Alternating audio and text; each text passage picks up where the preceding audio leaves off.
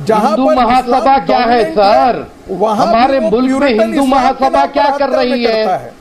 यहाँ पर भी तो राम जी के नाम पर खत्म किया जा रहा है। तो डिबेट में ना कादरी साहब आप तो ना बोलिए मत, बीच बीच में ना इनका बंद करिए। कादरी साहब एक तो आप बीच में बोलिए मत। कादरी साहब एक मिनट रुकिए ना, रागी साहब इनको मैं समझाता हूँ। रागी साहब कादरी साहब एक तो आप बीच में मत बोलिए। जब तक आप बोलेंगे नहीं ना कि जो गला काटा गया गलत काटा गया, तब तक मैं आपको अलाउ नहीं करूंगा। जब तक आप गले काटने की भर्त्सना नहीं करेंगे ना, जब तक आप नहीं बोलेंगे जो फ्रांस में टीचर का गला काटा गया गलत काटा गया, जो कमलेश तिवारी का गला काटा गया गलत काटा गया, जब तक आप ये नहीं बोलेंगे ना, जब तक आप गला काट कट्टरता की विरोध नहीं करेंगे, उसकी भर्त्सना नहीं करेंगे, मैं आपको अलाउ नहीं करूंगा। क्योंकि आप उसी श्रेणी में हैं। फिर आप कौन है जो अलाउ करने वाले? अरे तुम्हारे डिबेट को भी किक आउट करते हो भाई, क्या बात कर रहे? खाली हमारे डिबेट छोड़ देंगे लेकिन कमलेश गला काट कट्टरता के खिलाफ एक शब्द नहीं बोलेंगे। चलिए ठीक है ना कादरी साहब, डिबेट छोड़ देंगे, डिबेट जाए तो जाए लेकिन गला काट कट्टरता के खिलाफ मेरी जुबान ना जाए। डिबेट जाए तो जाए लेकिन गला काट कट्टरता के खिलाफ एक जुबान ना जाए, एक शब्द ना जाए। आप नहीं बोलेंगे उसके खिलाफ कि कमलेश तिवारी का गला गलत काटा गया, कोर्ट तय करता।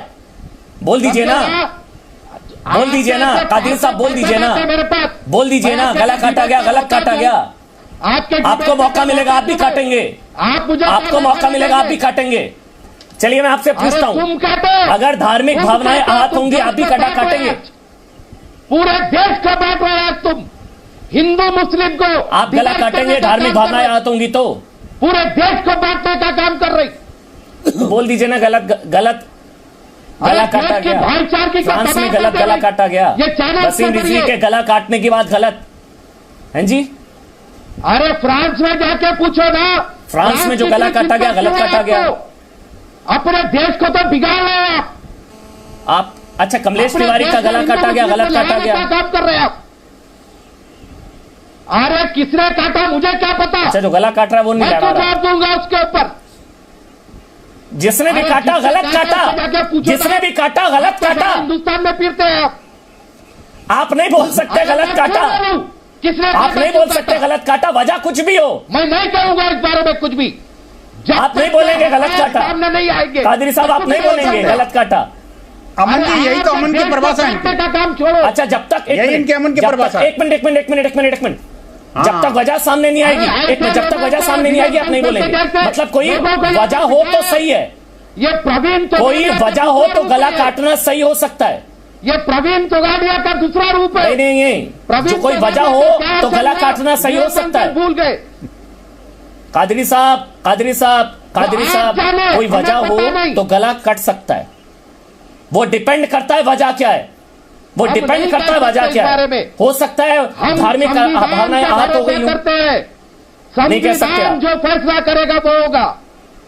ये फिर से संविधान में एक्टिंग करेंगे। संविधान दिल में, मुंह पर संविधान, दिल में कत्लेआम। अरे आप एक्टर है। चलिए आप संविधान में मानते हैं, मुंबई में होना, संविधान पर भरोसा है आपको, बहुत बड़ा आपको लोकतंत्र पे भरोसा है, कोर्ट पर भरोसा है, सुप्रीम कोर्ट पर भरोसा है। तो फिर क्या कोर्ट इजाजत देता है गला काटने की? क्या कोर्ट इजाजत देता है गला काटने की कादरी साहब? क्या कोर्ट इजाजत देता है गला काटने की? अमन चोपड़ा छोड़िए ना सर, क्या कोर्ट इजाजत देता है गला काटने की? आप नहीं बोलेंगे, हैरानगी है। चलिए ठीक है सर, समझ गया ना। आप नहीं बोल सकते उसके खिलाफ, वो आपके धर्म के खिलाफ ना हो जाए, आपके वाले धर्म के खिलाफ, अल्लाह के इस्लाम नहीं, मुल्ला के इस्लाम के खिलाफ ना हो जाए, क्योंकि वो आपका इस्लाम अलग है। आप नहीं बोलेंगे गला काट कट्टरता के खिलाफ। जी वो देख रहा है सर कौन क्या कर रहा है। सुबुई खान और अब्दुल रजा खान एक कमेंट में आपका, उसके बाद मैं वापस आपके पास आऊंगा। संगीत रागी मैं आपको मौका जरूर दूंगा, लेकिन पहले सुबुई खान, उसके बाद अब्दुल रजा खान। पहले सुबुई खान। या ये सही वाली मानसिकता इंडिया में भी? जी अमन, ये मैं क्लैरिटी देना आज बहुत जरूरी है, बहुत सीरियस टॉपिक है और पैनल पे बैठा हुआ कोई भी मुसलमान ये बात नहीं कहेगा, तो मेरी नैतिक जिम्मेदारी है कि मैं ये बात आप सब तक पहुंचाऊं। इस्लाम में गला काटना बिल्कुल जायज नहीं है, लेकिन इस्लामिक स्टेट में गला काटना जायज है। इस फर्क को हमें समझना पड़ेगा। हमें इस्लाम को फर्जी मौलानाओं से या डॉक्टर स्क्रिप्चर से या फिर फैब्रिकेटेड हदीसों से समझने की जरूरत नहीं है। इस्लाम हमें समझ आता है करबला के मैदान से, जहां पे इंसाफ और सच्चाई के लिए गला काटा नहीं जाता है, भूखा रहा जाता है, प्यासा रहा जाता है और इमाम हुसैन का गला कटवाया जाता है।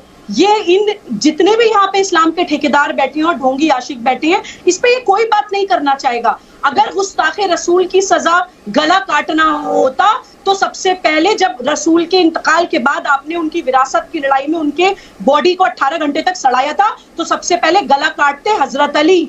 जब आपने रसूल की बेटी को बीबी फातिमा को भरी महफिल में जलील किया था, तब गला काटा जाता। बीच में मत बोलिए, अमन इनको बोलिए बीच में, अमन इनको बोलिए बीच में ना बोलिए, बीच में ना बोलिए। जैसे ही शुरू हुआ है बीच में बोलना, बीच में ना बोलिए। महिलाओं की आवाज को दबाना कम करवाइए, अमन इनकी आवाज कम करवाइए, अमन इनकी आवाज कम करवाइए, अमन इनकी आवाज कम करवाइए। प्रॉफिट के अमन मैं ऐसे नहीं बोलूंगी, मैं ऐसे नहीं बोलूंगी, मैं ऐसे नहीं बोलूंगी, मैं ऐसे नहीं बोलूंगी। बात सुनिए, सच्चाई सुनने का माध्यम रखिए। प्रॉफिट के बारे में इस्तेमाल करें आप। अमन इनकी आवाज कम करवाइए। मैं इनसे आज एक सवाल पूछना चाहती हूँ, एक सवाल पूछना चाहती हूँ, एक सवाल पूछना चाहती हूँ। अमन मैं एक सवाल पूछना चाहती हूँ। अमन नहीं, आप नहीं जवाब दे सकते मेरी बात का। अपना जाहिलपना देश को दिखाना बंद करिए। बात सुनिए मेरी, अमन इनकी आवाज नीचे करिए, अमन इनकी आवाज नीचे करवाइए। मैं इनसे सवाल पूछना चाहती हूँ। अमन मैं इनसे आज एक सवाल पूछना चाहती हूँ। अमन मैं इनसे एक सवाल पूछना चाहती हूँ। अमन जी इनको स्टॉप अमन इनकी आवाज कम करवाइए। कोई अल्फाज वापस नहीं लूंगी मैं इन अल्फाजों को बार-बार दोहराऊंगी, अपनी आवाज तेज करके दोहराऊंगी, आपको पूरे देश के सामने एक्सपोज करूंगी। मजाक बना रखा है आपने इस्लाम का, मजाक बना रखा है आपने मजहब का। आतंकवाद को बढ़ावा दे देकर मौलाना कादरी मैं आपको मौका दूंगा, आवाज कम करवाइए। मौलाना कादरी मैं आपको मौका दूंगा, उनको बोलने दीजिए, मैं इनसे सवाल बोलने तो दीजिए। मौलाना कादरी साहब आपका कोई पेटेंट थोड़ी ना है, उनको बोल तो सकती हैं वो, या आप सिखाएंगे उनको इस्लाम? अरे उनको बोलने तो दीजिए। आज आप मुझे जवाब देंगे, ढोंगी मौलाना कादरी, आज आप मुझे जवाब देंगे। नहीं उनको बोलने तो दीजिए, वो क्या बोल रही हैं सुन तो लीजिए ना, बाद में बात की बातें बाद में तय करिएगा ना। आज आप मुझे जवाब देंगे। कादरी साहब इनको रुका दो आप। अच्छा एक मिनट, एजुकेशन होगा, याद रखिए। अच्छा एक मिनट एजुकेशन होगा। नहीं रोक पाएंगे, एक मिनट ऑडियो बंद कर दीजिए। सुबुई खान और कादरी साहब दोनों का ऑडियो बंद है, दोनों का ऑडियो बंद है, दोनों का ऑडियो बंद है, दोनों का ऑडियो बंद है। मैं इसलिए नीचे भी डिस्क्लेमर चलाता हूं, यहां पर मेहमानों की राय उनकी निजी राय है, चैनल का उससे कोई लेना देना नहीं है। लेकिन फिर भी क्या सुबुई खान ने कहा है और किस बात को लेकर इतना आहत हुए कादरी साहब, मैं दोनों को मौका दूंगा, कोई बीच में नहीं बोलेगा, सबका ऑडियो बंद रहेगा। पहले सुबुई खान आप बोलेंगी, उसके बाद कादरी साहब आप बोलेंगे, ऑडियो सबका बंद रहेगा, इसलिए ऑडियो क्लियर रह पाएगा। सिर्फ 1 मिनट का टाइम। सुबुई खान क्या आपने बोला, गलत बोला तो आप माफी मांगना चाहेंगे, और अगर आपने लगता आपने सही बोला है तो उसका क्लैरिफिकेशन दीजिए, आप बोलिए।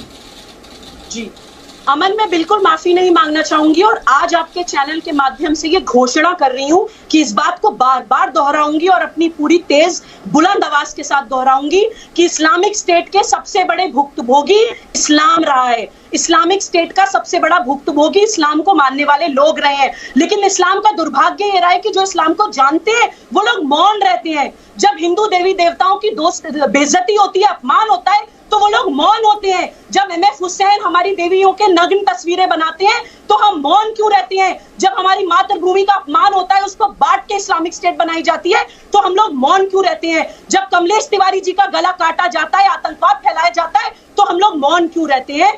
गुस्ताखे रसूल सबसे बड़ा मैं मानती हूँ जैश ए मोहम्मद, गुस्ताखे रसूल में सबसे बड़ा मानती हूँ कि इस्लाम के नाम पे आपने पूरी दुनिया में इस्लामिक स्टेट बनाने के लिए आतंकवाद मचा रखा है। अब वक्त आ गया अमन की इस्लामिक स्टेट के खिलाफ इस्लाम को ही खड़ा होना पड़ेगा। मैं उन सभी जो इस्लाम को जानने वाले उनसे अपील करती हूँ कि अपने दिल पर हाथ रख के सोचिए कि आज आपको बुरा लगा क्योंकि आपके आराध्य को बोला गया। जब हमारे देश में रोज आराध्यों की बेइज्जती करी जाती है तो उनको कैसा महसूस होता है, मनन करिए। हाँ, ये मैंने सवाल उनसे पूछा। अब ऑडियो बंद है सुबुई खान का, अली कादरी आप बोलेंगे, फिर संगीत रागी आप, विनोद बंसल आप, सबको मौका दूंगा। जल्दी से अली कादरी अब आप बोलिए, कोई बीच में नहीं बोलेगा, बोलिए मौलाना कादरी।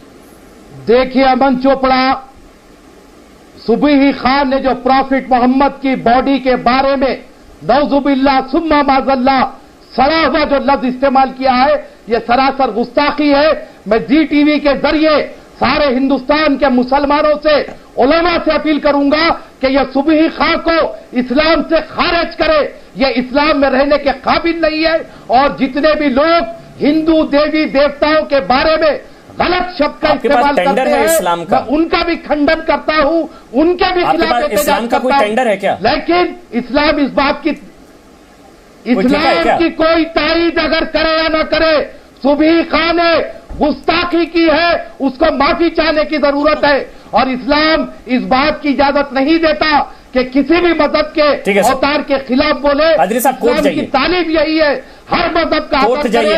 और आइंदा से अगर सुबही खां के डिबेट में आती है तो मैं ये डिबेट में शरीक नहीं रहूंगा। Now I am living the debate. ठीक है, हाँ, ये आपका अधिकार है, सही बात है। और कादरी साहब कोर्ट जाइएगा, कोर्ट जाइएगा, क्योंकि आपको संविधान में भरोसा ना।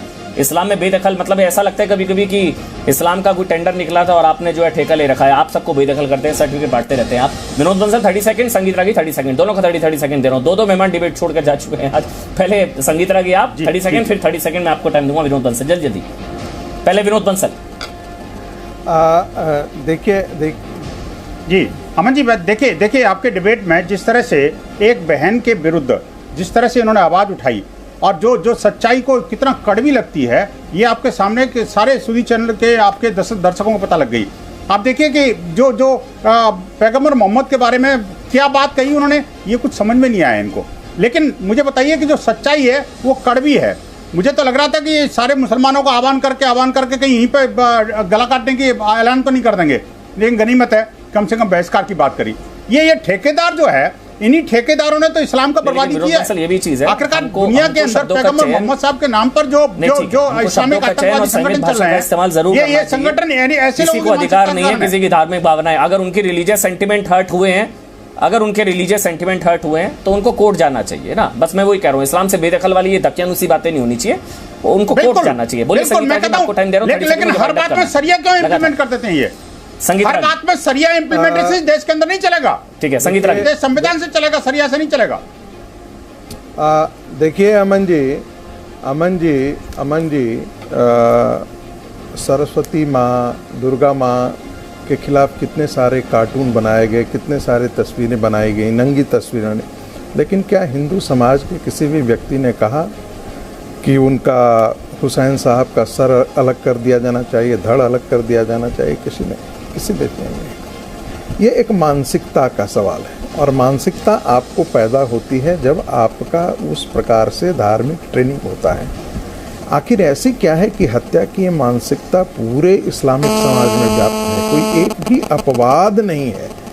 इसीलिए इसके बारे में गंभीरता से विचार करने की आवश्यकता है। आप सुबही खान को तो बाहर निकाल देंगे, लेकिन मोहम्मद साहब के नाम पर टेररिस्ट ऑर्गेनाइजेशन हैं, जो टेररिस्ट लोग हैं, आप उनके खिलाफ तो एक बात भी नहीं बोलेंगे। यानी कि आप क्या मानते हैं कि वो सब मोहम्मद साहब के शान में काम कर रहे हैं, जो तालिबान काम कर रहा है, जो हिज़्बुल मुजाहिदीन काम कर रहा है? मैं तो बल्कि एग्जैक्टली मैं तो रागी साहब ये कहता हूं कि अगर फतवा लाना है और इस्लाम के लोगों को अगर वाकई ही इनके खिलाफ फतवा आना चाहिए, जो इस तरह के पोस्टर लगाते हैं, ये लोग इस्लाम को बदनाम करते हैं, ये धर्म को बदनाम करते हैं।